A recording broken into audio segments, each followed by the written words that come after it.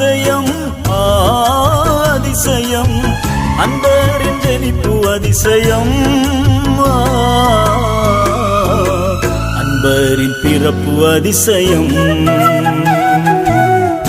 லோகத்தில் இயேசு ஏன் பிறந்தார்? தீன பாவிகளை மீட்கத்தான் பிறந்தார்.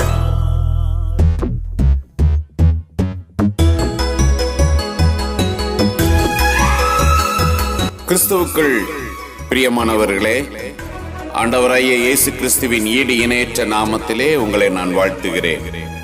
இந்த நாளுக்கான கர்த்தருடைய வார்த்தை அது சங்கீதம் 145:18.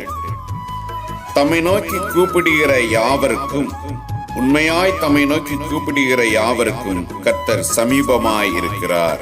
ஆமென்.